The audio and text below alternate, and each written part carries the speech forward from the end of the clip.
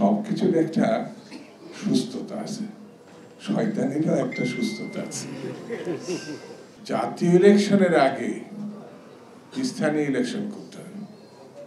খুঁজে খুঁজে দেখবেন এই কথাগুলো যেখান থেকে বেরিয়ে আসছে, তার ৭১ সালে মুক্তিযুদ্ধের সময় পাকিস্তান টিকিয়ে রাখতে চাইছে।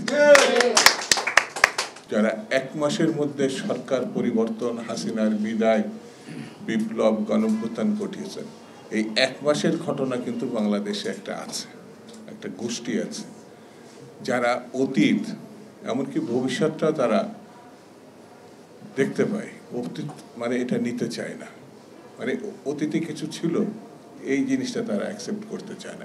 এক মাসে সব কিছু তারা সংগঠিত করছে। এমন কি সরকারের প্রধান যে ব্যক্তি, তিনিও ডক্টর মোহাম্মদ ইউনূস অত্যন্ত পাণ্ডিত্যপূর্ণ ব্যক্তিত্ব এবং তার কর্মক্ষেত্রে সফল, কিন্তু তিনিও অতীতটা দেখতে পারেন না।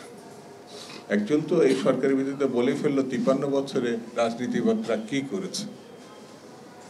সুশ্রী একজন নারী, আমি তাকে পরিবেশ আন্দোলনের সফল ব্যক্তি হিসেবে মনে করি, কিন্তু রাজনীতির ক্ষেত্রে তিনি কতটা কাজ করছেন জানি না, বলেই ফেললেন।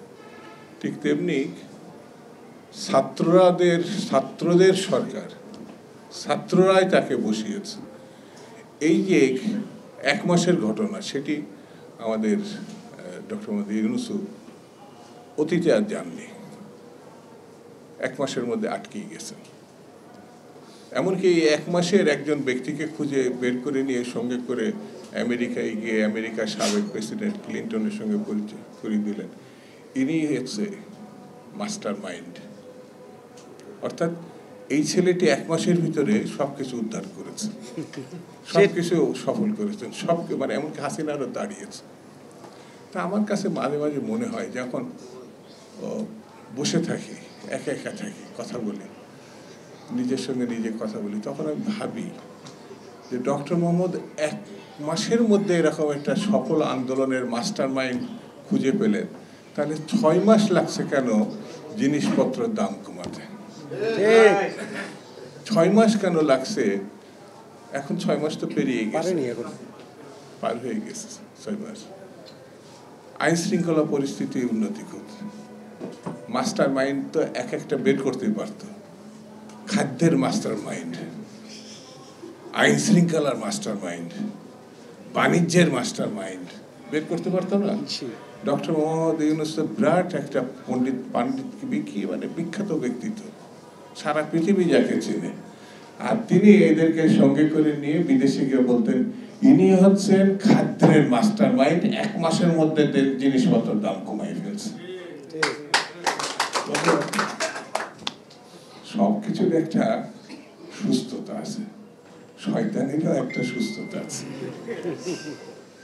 এই কটা লোক গত ৬ মাসে বাংলাদেশে যা করেছে, যা স্বীকার অস্বীকার করেছে, সেটা খুব ভয়ঙ্কর, খুব ভয়ঙ্কর। যেমন এক শ্রেণীর খেলোয়াড়ই বলবো, এটা তৈরি হয়েছে যে জাতীয় ইলেকশনের আগে স্থানীয় ইলেকশন করতে হবে। খুঁজে খুঁজে দেখবেন এই কথাগুলো যেখান থেকে বেরিয়ে আসছে, তার ৭১ সালে মুক্তিযুদ্ধের সময় পাকিস্তান টিকিয়ে রাখতে চাইছে। যারা ২-৩% বেশি ভোট তাদের নাই।